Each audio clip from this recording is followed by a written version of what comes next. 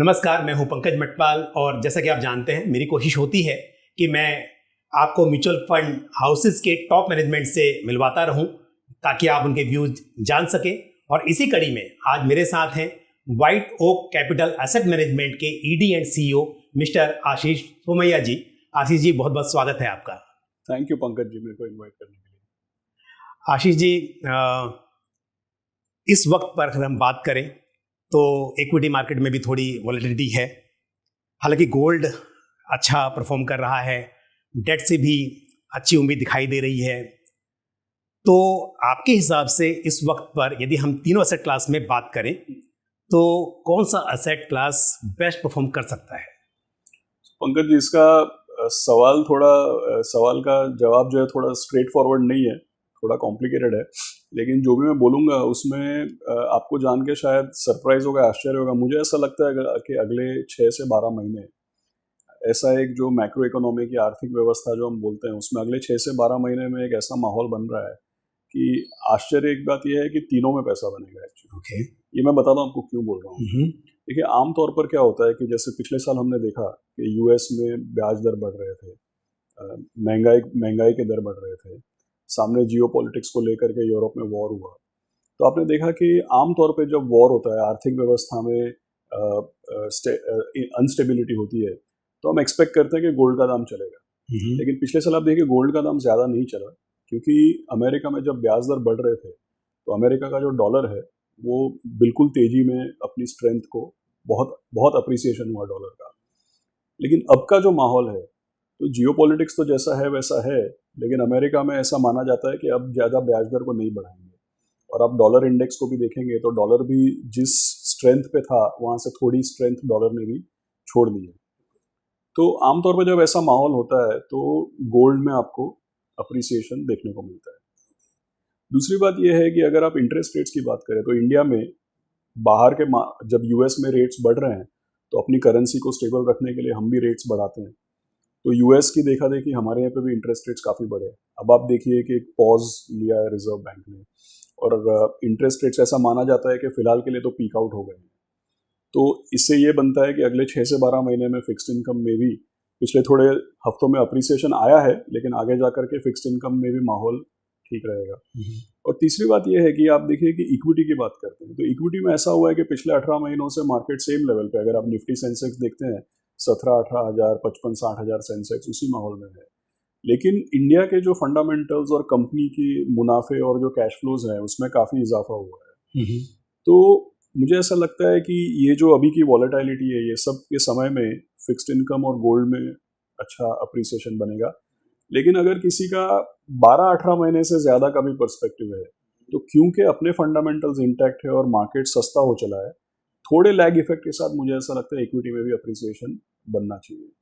अब मैं ये एक डिस्क्लेमर बोल दूं कि ये आर्थिक व्यवस्था में जब एक किसी तरीके से एक साइकिल टर्न होती है तभी ऐसा माहौल आता है। बिल्कुल, आमतौर पर ऐसा नहीं होता है कि सारे एसेट क्लासेस में पैसा बनेगा। ओके। ये अभी का ऐसा माहौल है 6-12 महीने का, जहाँ पे मेरा ये व्यू है।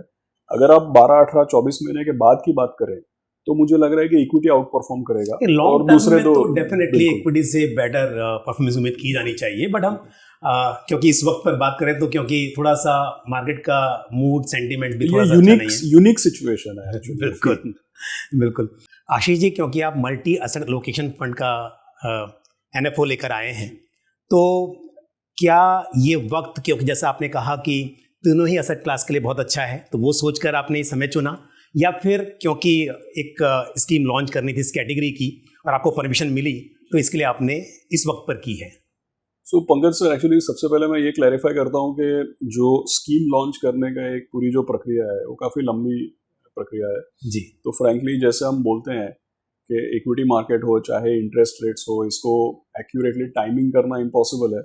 तो उस मामले में अगर मैं आपको बताऊं तो स्कीम का लॉन्च तो टाइमिंग करना और भी इम्पॉसिबल, मुश्किल आप बोल सकते हैं। तो ये कारण बिल्कुल नहीं है, क्योंकि तो इसके पीछे का देखिए क्योंकि क्या होता है कि समझिए कि 2023 के शुरुआत में जनवरी फरवरी में कहीं हमने फाइल किया, फिर उसकी अपनी रेगुलेटरी प्रोसेस है जिसमें कभी महीना, 2 महीना, 3 महीना लग सकता है। फिर हम लोगों को मार्च में अप्रूवल मिला उसका। तो क्या है कि फाइनेंशियल ईयर एंड पे नॉर्मली कोई फंड लॉन्च करता नहीं है। और इस बार आप देखिए बजट में नहीं आकर के डेट का जो टैक्सेशन का चेंज है वो भी 31 मार्च को पता चला या 30 मार्च को लोगों को पता चला। तो टाइमिंग इम्पॉसिबल है और टाइमिंग का इसमें कोई रोल नहीं है एक्चुअली स्पीकिंग। बट इस तरीके का स्कीम बनाया क्यों? और ये एसेट क्लासेस का भी जो हम बात कर रहे थे वो भी मुझे लग रहा है अभी के 6 महीने का वो माहौल है जब आर्थिक व्यवस्था में एक साइकिल टर्न हो रही है। तो ये कोई कारण नहीं है एक्चुअली। ये स्कीम डिवाइस करने का रीज़न बहुत सिंपल है कि अगर आप देखें आमतौर पे जो निवेशक है उनको हम लोग बहुत सारे कॉम्प्लिकेटेड चॉइसेस देते हैं, लेकिन अगर आप जैसे फाइनेंशियल एडवाइस करते हैं, प्लानिंग करते हैं, आप जानते हैं कि अल्टीमेटली लंबे अरसे में अगर किसी को लॉन्ग टर्म इन्वेस्टर रहना है तो उसको लो वॉलेटिलिटी के साथ, कम फ्लक्चुएशन के साथ एक रीजनेबल रिटर्न दिया जाए, विच इज समझिए कि हाई सिंगल डिजिट, लो डबल डिजिट, या मतलब क्या है कि अल्टीमेटली सबको सारा पैसा डेट में या सारा पैसा इक्विटी में या सारा पैसा गोल्ड में डालना नहीं है। बिल्कुल। और जैसे फाइनेंशियल प्लानर्स हैं वो काफ़ी इस पे इंसिस्ट करते हैं कि आप डिसिप्लिन रहिए, डाइवर्सिफाइड पोर्टफोलियो रखिए, एसेट एलोकेशन करिए। तो और जितना आपसे रिस्क आप जितना टॉलरेट कर सकते हैं, जितनी फ्लक्चुएशन टॉलरेट कर सकते हैं उतनी ही आप लीजिए, वरना क्या है कि मार्केट आपको बाहर फेंक देगा अगर आप ज़्यादा रिस्क लेंगे तो सारा चीज़ें ध्यान में रखते हुए हम लोगों ने मेरा ऐसा मानना है कि अगर आप एक मल्टी एसेट प्रोडक्ट बनाते हैं तो उसके क्या फ़ायदे हैं।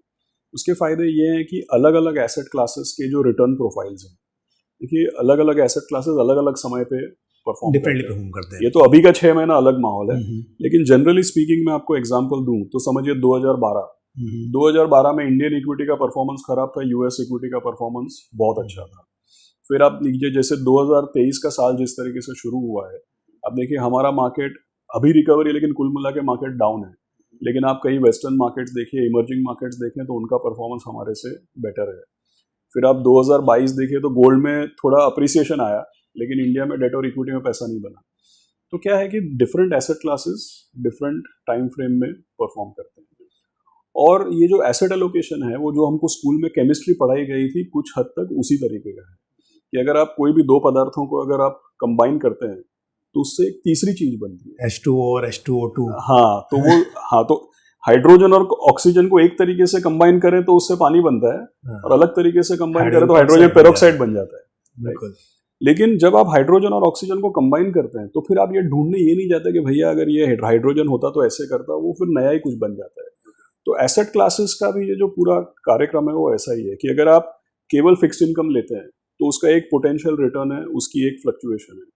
आमतौर पे लोगों को लगता है कि फिक्स्ड इनकम में इक्विटी ऐड करने से रिटर्न बढ़ेगा लेकिन रिस्क बढ़ेगा। नहीं, लेकिन आप सही मापदंड में ऐड करें तो रिटर्न बढ़ता है लेकिन रिस्क कम होता है, क्योंकि इक्विटी का रिटर्न प्रोफाइल अलग है और डेट का रिटर्न प्रोफाइल अलग है। अच्छा, आप तीसरा आप इसमें गोल्ड ऐड करिए, तो गोल्ड ऐड करने से ये होता है कि रिटर्न शायद बहुत ज्यादा नहीं बढ़ता है लेकिन वॉलेटिलिटी जो है वो और भी कम हो जाती है। और फिर अगर आप डोमेस्टिक इक्विटी के साथ इंटरनेशनल इक्विटी ऐड करिए तो आप देखिए कई साल ऐसे हैं जब इंडिया में परफॉर्मेंस नहीं है लेकिन बाहर परफॉर्मेंस आता है, तो उससे रिटर्न भी बढ़ता है और वॉलेटिलिटी भी कंट्रोल में आती है। तो एक्चुअली क्या है कि जैसे केमिस्ट्री में हम डिफरेंट चीजें मिक्स करते हैं और प्रॉपर्टीज को कंबाइन करके एक नया प्रोडक्ट बनाते हैं, उसी तरीके से एसेट एलोकेशन भी मैं मानता हूँ कि मल्टी एसेट फंड जो है इसमें 4 अलग अलग एसेट क्लासेस को कंबाइन करके लो स्टैंडर्ड डिविएशन के साथ एक अच्छा खासा डेट के ज्यादा, मतलब ये नहीं कि हम इक्विटी का मुकाबला करें, लेकिन मेरा ऐसा मानना है कि डेट से तो ज्यादा रिटर्न आने का पूरी उम्मीद कर सकते हैं, और वॉलेटिलिटी जो है वो डेट के बराबर, लेकिन रिटर्न जो है वो डेट से कहीं ज्यादा। आशीष जी, हालांकि हम बात कर रहे हैं एसेट एलोकेशन की, लेकिन सेबी के अकॉर्डिंग एक मल्टी एसेट एलोकेशन फंड का जो क्राइटेरिया है उसमें minimum 10% allocation minimum 3 asset classes में होना चाहिए।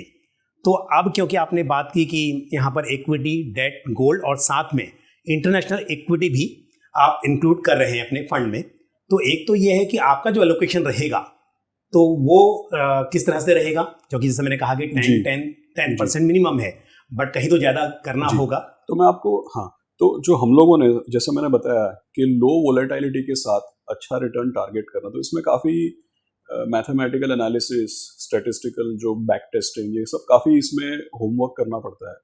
और क्योंकि हमने अपने मॉडल बनाने के लिए, ये एसेट एलोकेशन बनाने के लिए क्राइटेरिया ये रखा था कि कम वॉलेटिलिटी होनी चाहिए, किसी भी एक साल के टाइम होराइजन में नेगेटिव रिटर्न नहीं आना चाहिए और रिटर्न डेट से ज़्यादा आना चाहिए। तो ये क्राइटेरिया के साथ अगर आप एक इसका जो मिश्रण एसेट क्लासेस का डिसाइड करते हैं तो मैं आपको दोनों चीज़ें बताता हूँ कि हमारे मिनिमम क्या है और हमारा जो लंबे पीरियड का एवरेज क्या है। तो जैसा पहला क्राइटेरिया आपने बताया तो गोल्ड, डोमेस्टिक इक्विटी और डेट, तीनों ही जो है वो मिनिमम 10 से ऊपर रहेंगे। तो रेगुलेटर का जो मल्टी एसेट का क्राइटेरिया है वो तो ज़रूर मीट होगा ही होगा, और उससे एक्चुअली फ़ायदा भी होता है।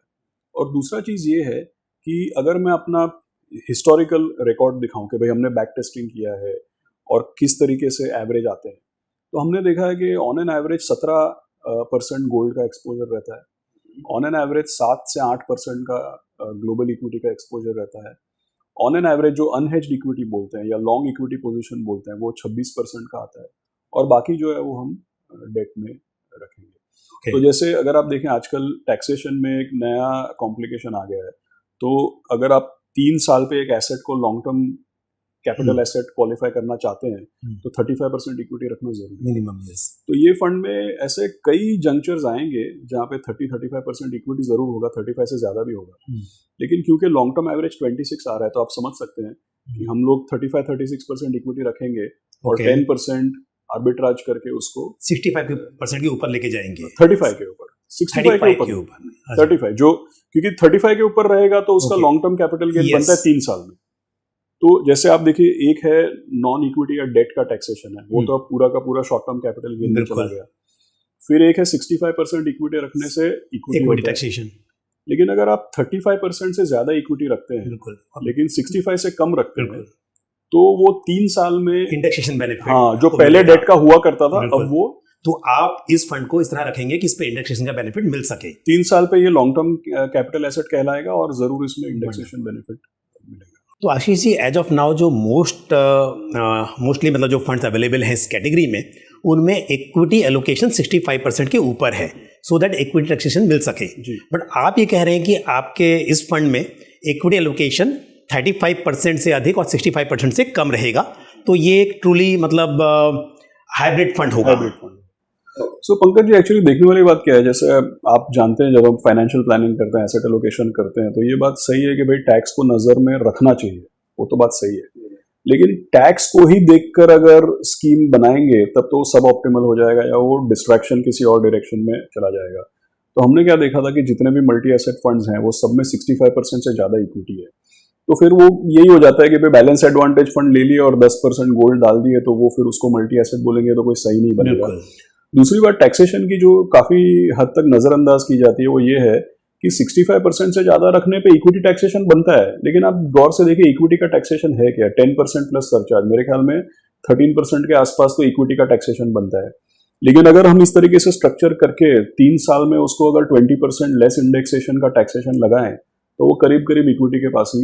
सर एक्चुअली देखा जाए तो देखिए वहाँ पे 10 + 4% ऑफ सेस तो 10.40 होगा, लेकिन यहाँ पर लॉन्ग टर्म में जो बात कर रहे हैं इंडेक्सेशन बेनिफिट लेने के बाद ये काफी कम हो सकता है। तो डेफिनेटली अगर किसी का नजरिया 3 साल से ऊपर है, 3 साल से कम में है, तो डेफिनेटली क्योंकि शॉर्ट टर्म कैपिटल गेन्स होंगे तो वो इनकम टैक्स स्लैब के हिसाब से थोड़ा सा कॉस्टली पड़ सकता है। लेकिन वैसे भी अगर हम बात कर रहे हैं हाइब्रिड फंड की, तो मेरे हिसाब से नजरिया 3 साल से ऊपर तो होना ही चाहिए। 3 साल, हाँ, क्योंकि उतना तो रखना ही चाहिए, क्योंकि उसी में जो फंड का पूरा जो इंटेंशन है कि भाई एक लो वॉलेटिलिटी पे अच्छा रिटर्न प्रोड्यूस किया जाए, उसमें उतना समय तो लगेगा ही। ओके, अब हम बात करते हैं इंटरनेशनल इक्विटी। आपने बोला एलोकेशन यहाँ पर रहेगा, हालांकि आपने एक्सप्लेन किया पहले भी, लेकिन फिर भी हर वक्त पर थोड़ा एलोकेशन रहेगा ही, या कभी ऐसा भी हो सकता है कि एलोकेशन 0 हो सकता है इंटरनेशनल इक्विटी में? नहीं पंकज जी, तो उसके पूरे पीछे इसके अरिथमेटिक या कोई फॉर्मूला है कि भाई इंडिया का वैल्यूएशन, ग्लोबल इक्विटी का वैल्यूएशन, क्योंकि कई बार हम देखते हैं कि इंडिया का वैल्यूएशन जब बहुत चल जाता है तो हमारा मार्केट बाहर के ग्लोबल मार्केट से प्रीमियम पे चलता है, और कभी कभी जैसे ऐसे माहौल है जब हम फेयर वैल्यू पे आते हैं और हमारा प्रीमियम कम हो जाता है, तो ये कंपैरेटिव स्टडी कंटिन्यूसली हमको करनी पड़ती है। On an average 8% global equity रहेगा, 7 to 8%, लेकिन कई बार ऐसा हो भी सकता है कि 0 हो जाए। तो 10 भी हो सकता है, 5 भी हो सकता है, कई बार 0 भी हो सकता है, लेकिन हमारा लॉन्ग टर्म एवरेज मैंने देखा कि मॉडल में 7 to 8% आता है। ओके, अच्छा, अगर हम बात करें स्टॉक सिलेक्शन की या डेट पेपर्स, तो किस तरह के पेपर्स इंक्लूड किए जा सकते हैं? क्या फोकस AAA रेटेड पेपर्स पे ही होगा या फिर बिलो AAA भी कंसिडर किए जाएंगे? सो पंकज जी, इसमें क्या है कि जो ये फंड है उसका अल्टीमेटली अधिकतर जो रिटर्न है, तो डेट में इसका रोल यही है कि भाई कंसिस्टेंटली जो मार्केट का शॉर्ट टर्म इंटरेस्ट रेट्स जो है तो 3 से 5 साल का ड्यूरेशन, ओके, AAA, AA+ या गवर्नमेंट पेपर या public sector high quality paper, high quality 3 से 5 साल। ओके, तो कोई लंबा ड्यूरेशन नहीं लेना है और क्रेडिट रिस्क भी नहीं लेना है, ओके, क्योंकि डेट का रोल इसमें ये है कि फंड को स्टेबिलिटी और कंसिस्टेंसी दिया जाए। डेट का रोल ये नहीं है कि भाई रिटर्न मैक्सिमाइज किया जाए एक्चुअली। और इक्विटी का जैसा आप पूछ रहे थे, तो फ्लेक्सी कैप रहेगा, लेकिन मुझे ऐसा लगता है कि प्रिडोमिनेंटली जैसे हमारा फ्लेक्सी कैप म्यूचुअल फंड देखें तो उसमें तो हम 55% लार्ज कैप और 45% स्मॉल एंड मिड कैप रखते हैं, लेकिन यहाँ पे हम लोग फ्लेक्सी कैप की तरह चलाएंगे, लेकिन ज्यादा लार्ज कैप रहेगा। आप समझिए कि 70% लार्ज कैप, इस तरीके का पोर्टफोलियो रहेगा। तो मतलब डेट साइड में भी आप बोल रहे हैं कि अच्छा पोर्टफोलियो है, हेल्दी क्रेडिट, और इस साइड इसमें भी ज्यादा लार्ज large कैप में cap ज़्यादा है, तो ट्रूली मतलब एक हाइब्रिड फंड इस तरह से कि मॉडरेट रिस्क लिया जाए। और इसमें अब देखिए क्या है कि ऐसा नहीं है कि सब जगह पे हम लोग हाई क्वालिटी या कंजर्वेटिव रहेंगे तो रिटर्न कम बनता है। इस तरीके के प्रोडक्ट में एसेट क्लासेस की जो इंट्रा एसेट जो वॉलेटिलिटी होती है और जो स्विचिंग होता है, रीबैलेंसिंग होता है, उससे भी रिटर्न बनता है। तो इसमें क्या है कि जो मेन एसेट क्लासेस हैं, चाहे इक्विटी है, डेट है, उसमें ज्यादा रिस्क लेने की जरूरत भी नहीं है और लेना भी नहीं चाहिए, क्योंकि रीबैलेंस करने से और सही समय पर सही वैल्यूएशन तक सही एसेट क्लास में रहने से, एलोकेशंस चेंज करने से, आई थिंक उससे ज्यादा फायदा होता है। और इन्वेस्टमेंट स्टाइल की बात की जाए तो क्या अप्रोच होगी, लाइक बॉटम अप या टॉप डाउन या फिर वैल्यू या ग्रोथ, तो इस बारे में थोड़ा सा। इक्विटी में अगर आप देखें तो हमारा पोर्टफोलियो स्टाइल जो है वो हमेशा एक ब्लेंडेड स्टाइल रहता है।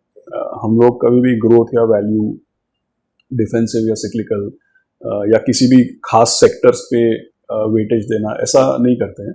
ब्रॉड पोर्टफोलियो रन करते हैं, स्टॉक पिकिंग पे फोकस करते हैं बॉटम अप, लेकिन पोर्टफोलियो कंस्ट्रक्शन में हम लोग हमेशा एक ब्रॉड ब्लेंडेड पोर्टफोलियो रखते हैं, तो वो वैसे ही रहेगा। और दूसरी बात क्या है कि अगर एक मल्टी एसेट फंड है तो डेफिनेटली उसमें अलग अलग एसेट क्लासेस का जो रिलेटिव वैल्यूएशन है, हम लोग मैक्रो कॉल नहीं ले रहे हैं कि भाई अब जाकर के इंटरेस्ट रेट घटेंगे तो ये कर दो, ये मैक्रो कॉल का रोल कम है।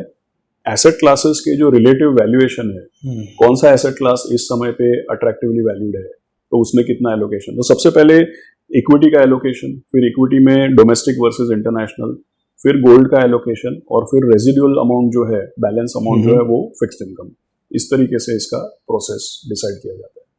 तो आशीष जी, आपने मार्केट के बारे में, डिफरेंट एसेट क्लासेस के बारे में काफ़ी बातें बताई, और मल्टी एसेट एलोकेशन फंड को भी एक्सप्लेन किया, लेकिन कोई और बात आप इस फंड के बारे में बताना चाहेंगे जो इन्वेस्टर्स के लिए हेल्पफुल हो सकती है? मुझे ऐसा लगता है कि हम लोग जैसे इन्वेस्टर्स जो हैं वो अपने पोर्टफोलियो में हर एक स्कीम, हर एक इन्वेस्टमेंट, उसको मैक्सिमाइज करने की कोशिश करते हैं। बिल्कुल राइट। तो लंबे अरसे में समझने में यही आता है कि रिटर्न्स को मैक्सिमाइज करने से ज़्यादा रिस्क और रिटर्न को ऑप्टिमाइज करने से ज़्यादा बेनिफिट मिलता है। इससे आप लंबे अरसे में मार्केट के साथ डटे रह सकते हैं। तो इसीलिए मैं कहता हूँ कि ये जो प्रोडक्ट है, कोई भी ऐसा है जो अपना पैसा fill it, shut it, forget it रख करके भूल जाना चाहता है, और जो हर बार अब ये एसेट अच्छा लग रहा है, वो स्कीम अच्छा लग रहा है, उसमें डिस्ट्रैक्शन नहीं चाहते हैं, एक बार इन्वेस्ट करके उसको लंबे अरसे के लिए रखना चाहते हैं, और जो लो वॉलेटिलिटी के साथ एक अच्छा रिटर्न की उम्मीद करते हैं, उनके लिए ये बढ़िया प्रोडक्ट है, पहली बात। दूसरी बात, अगर सेम चीज़ को मैं इंग्लिश में कहूँ तो मैं ये कहूँगा कि if you want to be consistently correct instead of occasionally brilliant, then this is the right approach. तो लमसम, SIP, STP सभी फैसिलिटी अवेलेबल रहेंगी? फैसिलिटी सारी अवेलेबल है। SWP भी पॉसिबल है? बिल्कुल पॉसिबल है, एब्सोल्युटली। ओके, क्योंकि मेरे हिसाब से ये फंड SWP के लिए भी काफ़ी सुटेबल हो सकता है। बिल्कुल। क्योंकि जब आप SWP करते हैं तो कोशिश यही रहती है कि उतार चढ़ाव का असर मार्केट का स्कीम पर कम पड़े, तो मेरे हिसाब से लमसम इन्वेस्ट करके यहाँ से SWP भी की जा सकेगी। बिल्कुल।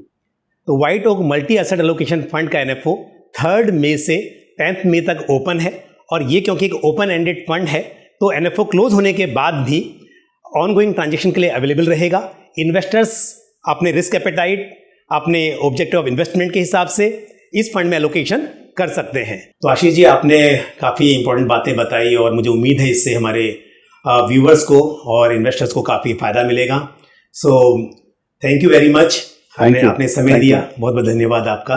Thank you. तो ये थी कुछ जानकारी मल्टी एसेट एलोकेशन फंड के बारे में और specially White Oak multi asset allocation fund के बारे में। आपको कोई भी सवाल या सुझाव हो तो आप कमेंट बॉक्स में पोस्ट कर सकते हैं। आज के लिए बस इतना ही, मुझे दीजिए इजाज़त। अगले वीडियो में फिर आपसे मुलाकात होगी। थैंक यू, नमस्कार। म्यूचुअल फंड निवेश बाजार जोखिमों के अधीन है।